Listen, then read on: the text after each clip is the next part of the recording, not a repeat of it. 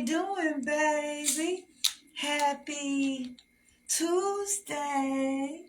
And today on Coffee and Conversation with your girl, Shakenya. When you get a minute, go to that YouTube channel, Shakenya, and hit subscribe. We're going to act like it's coffee today, guys. And when you get, ask for hit subscribe. Look at some of the videos, and if you see any of them that you like, that you feel is relevant, please just hit share. Bam. Please and thank you. I have my glasses on. I just took them off because I don't do like, well, she ain't have them on. Yes, I did. Yes, I did. And I'm about to take them back off because I can't see shit with them on. So y'all, today it's a lot. It's a small lecture, but I'm gonna try to hurry up. I don't know what's ready to go. I'm trying to hurry up. Got a lot to do today. You know, I'm trying to catch up. Trying to play catch up. Just getting back.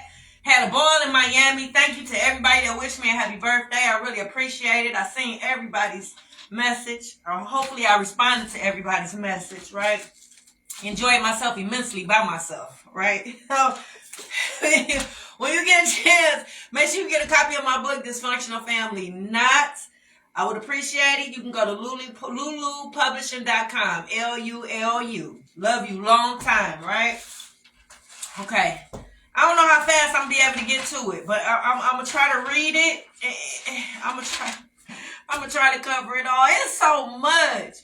I swear, why we just can't all get along, right? When you start using manipulation tips on these babies and you trying to get back at your ex, using the kids, like, I don't think we think that through fully. Yeah, when we tell these kids they don't need their mama and they don't need their daddy and we act accordingly, I really don't think we be thinking that through, you know? So we're looking at your board, because remember when we first started this, we created a board. We treated this like it was a crime scene.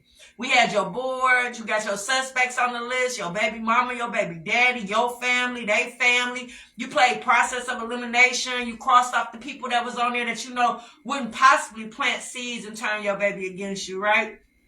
Chances are you eliminated your family. So you got your baby mama and them on the list. You got your baby daddy and them on the list. They family, they friends, people that's guilty by association. Some of y'all even have the baby on the list. And y'all couldn't imagine why you would have the baby on the list. The baby was a victim. The baby was manipulated by the baby mama, baby daddy. Yeah, but sometimes your baby be old enough to know.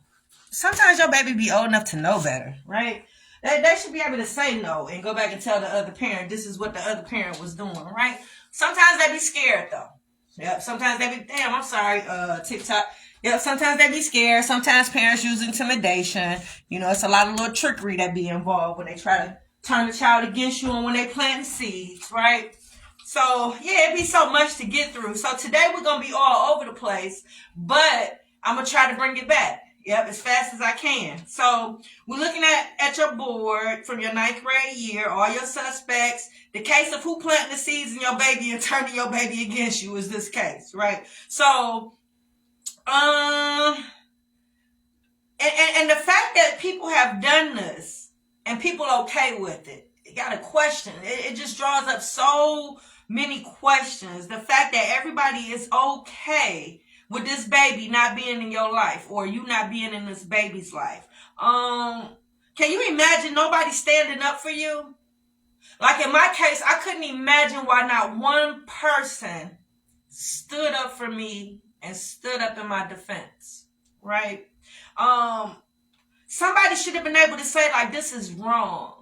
Or why y'all not including her mama? Why y'all not calling her mama? Why her mama not there? Why this? Why? It should have been somebody to stand up and ask questions, right? For the life of me, it's like nobody thought it was a good idea to have a mom, right? So, yeah, speaking on your behalf, not even people that know me, right?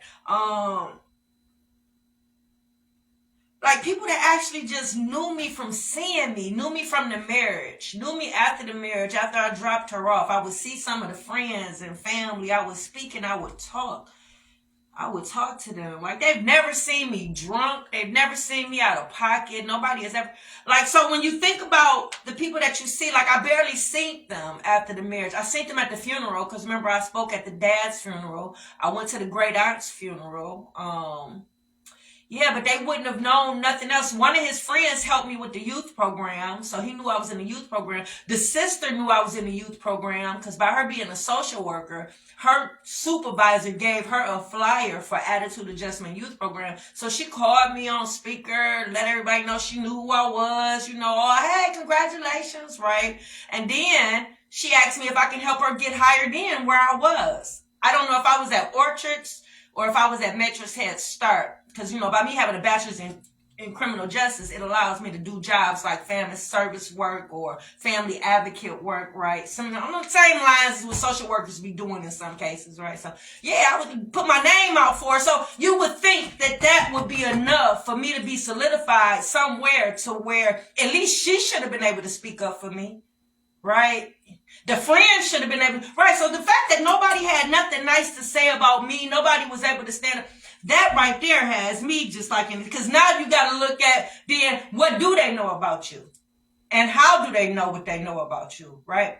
Who's talking about you, right? Who's saying things that they're saying for these people to be okay with the fact of your absence, right?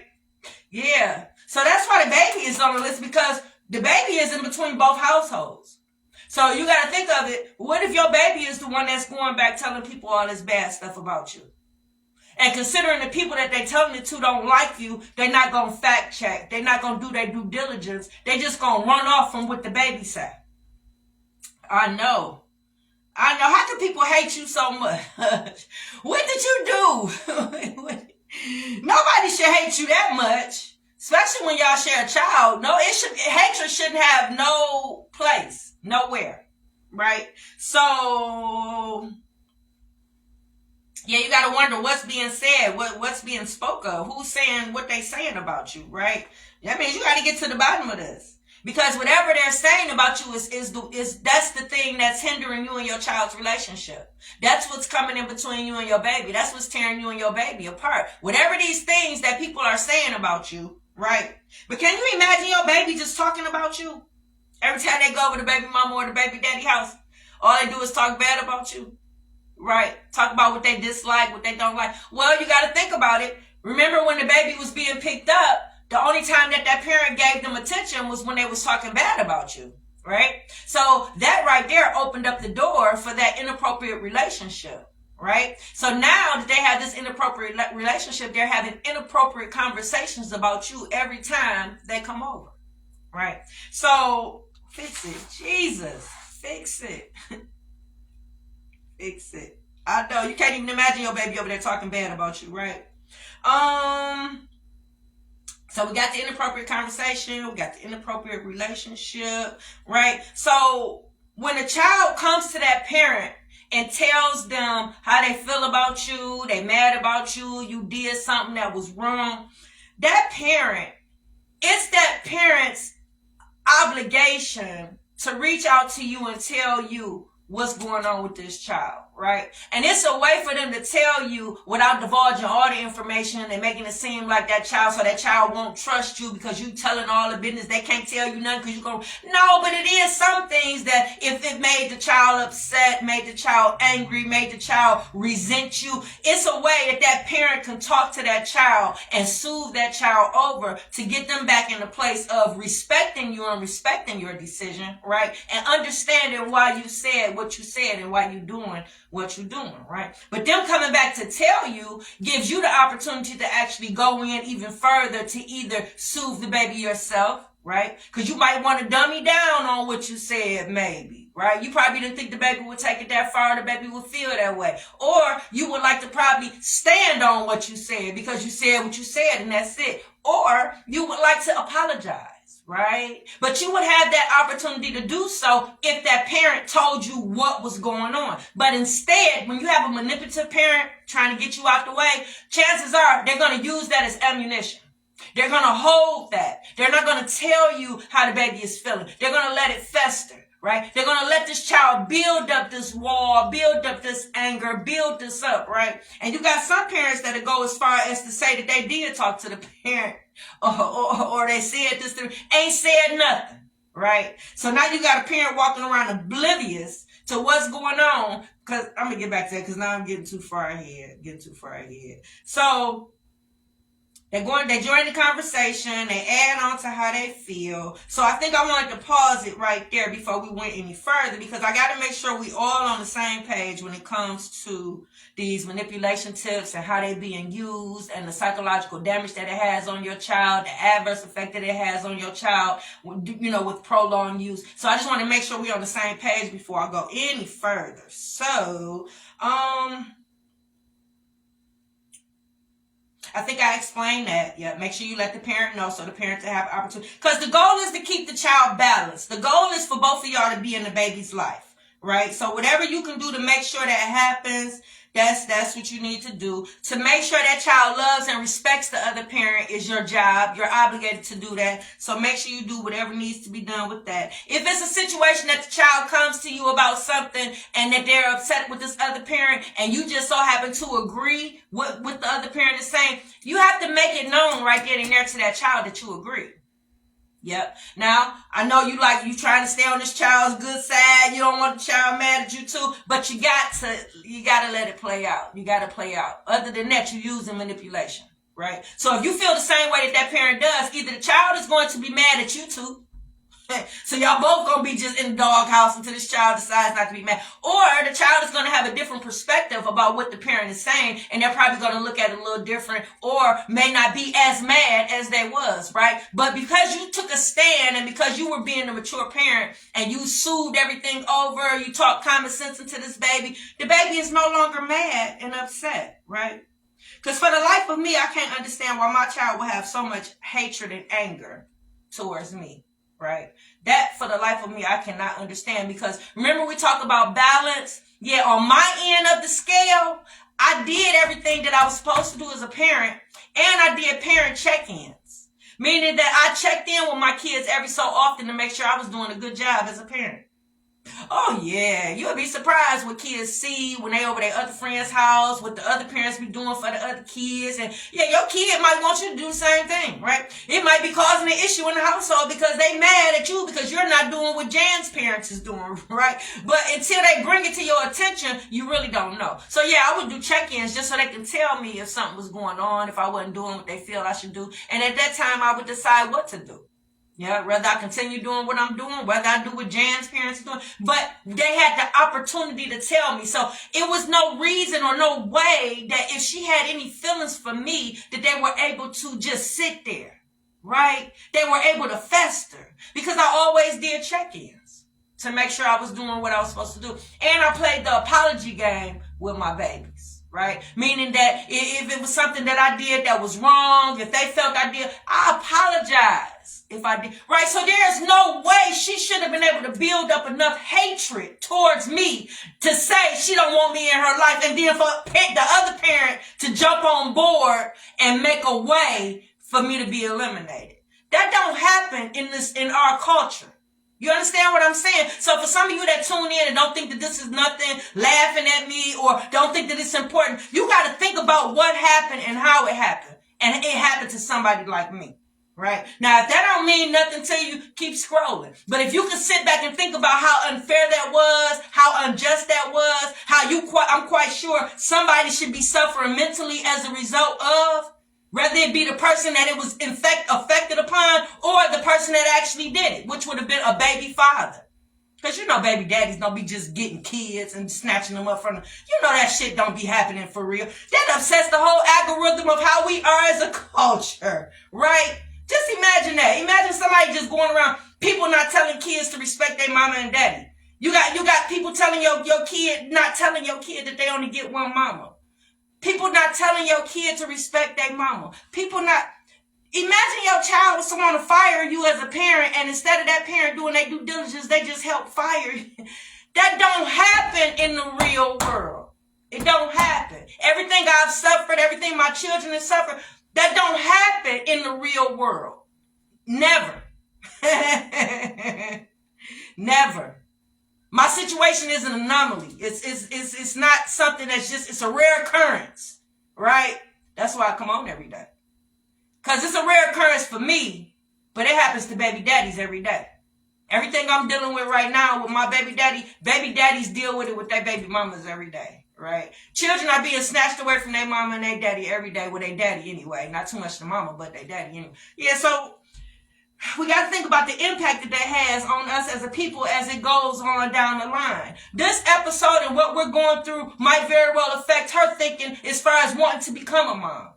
She might not want kids because of what she's dealing with right now with us, right? So, fix it, Jesus. The impact that it has on the other children that's involved, right? Along down the line. What about the nieces and nephews and the grandchildren that's affected by this, that's asking about her every time they come over our house, right? They ask about your other child that never comes over every time they come over. What do you say to them when they ask where your child at and why you ain't heard from them and why they ain't been over? What? I know. Ain't that crazy? Never in a million years would I thought that I would be going through this. Never in a million years would I thought that I would be dealing with this in my children. I hate the fact that my children are suffering and I can't help them. For the life of me, I can't think of why didn't nobody give a fuck about my kids, right? My kids ain't did nothing to nobody. They was always respectful. They were good. They were all productive. They were all grown. They were perfect. They were perfect, right? So, get back to script because I do got to go somewhere. Yeah, I raised my kids not to use the word hate. Hate is such a strong word, right? And I raised my kids to be forgiven. Yeah, so for my situation to be how it is, that means that the scale wasn't balanced. That means I was doing everything on my end, but on this end, it wasn't nobody defending me. It wasn't nobody over there saying, you only get one mom. It was nobody over there encouraging her to be forgiven and forgive. Yeah. People was over there teaching her to have no tolerance for me, it seems like, right? How could you teach a child not to have any tolerance for their parent? How could you teach a child not to forgive their parent? And how could you encourage a child not to call and reach out and, fix it, Jesus. Abuse, abuse, abuse. I don't care how you look at it. Upset the algorithm. You teach your child how to love and respect. I'm trying to get through it, guys. Play you on you, set you up. So this is the manipulation tip called setup. And I think we talked about this manipulation tip in your 11th grade year. And I was getting ahead of myself. And this is when, how can I do this? It's when they don't tell you right away. Remember I told you if the child comes to you and tell you something and then you hold on to it and use it as ammunition. It's called the setup when they use that because they intentionally allow you to keep doing whatever it is that you're doing to upset this child, to cause more distance in the relationship. Meaning that they know what's going on. They know how this child feels because the child has confided in you. And because they want to get rid of you and eliminate you, they allow you to keep falling over and hitting your head or going, and you have no knowledge of it because nobody said anything to you. So it's a classic setup because when it all comes down, they're going to always say you knew what you were doing, right? And chances are you probably didn't because nobody said nothing to you, right? So the fact that you coming out and saying, I don't know what you're talking about, makes you look delusional, makes you look crazy, and it falls under that label that they probably gave you when they were talking to the child about you. Right? Because chances are when they were talking to the child about you, they probably said you ain't got to listen to them. You ain't got to because they're probably crazy. So they probably labeled you crazy. Okay? So yeah, when it comes down to it and you be like, well, you didn't know. Like in my case, I honestly don't know. Meaning that nobody ever came to me with a parenting concern and the child never told me that they were having any type of issue with me. Actually, my child acted like everything was fine. Yeah, she showed no signs of distress, no signs of anger, no signs of anything going on that wasn't. We actually was still holding hands a couple of weeks prior to all this happening. Yeah, because I'm very affectionate with my children. Like I kiss in the face, I hold hands. Like my kids still can sit on my lap and they grown, right? So for the life of me, she showed no signs. If you look at the videos when we were filming for the book, the trailer for the book, you can see for yourself. When you look at all the pictures before she left, you can look for yourself, right? So, yeah, I had no idea. So when I tell people that I don't know, it makes me appear as if I'm crazy or delusional because how could I not know? For my situation to be so severe to where there's nothing, no relationship, no communication, that right there shows that I wasn't doing nothing. I wasn't teaching her nothing. I was never there. I wasn't doing nothing for her. Yeah, that's what that equals up to. When you have a situation where you're not in a child's life at all, there is no involvement whatsoever, that means chances are you wasn't doing nothing to be a part of that child's life. And that's further from the truth for me in my situation. Right. So I think I'm going to end it there, y'all. We're going to pick it back up tomorrow because I got to go. Yep, no parenting concerns. He never said nothing to me. She never said nothing to me. Classic setup. I told you about this tip in your 9th grade year. Blah, blah, blah, blah, blah. Yep, establish this relationship. Your child, trust the child knows. Yep, so I think I'm going to stop there, guys. And we're going to pick it up tomorrow because I got to go. Yeah. I know.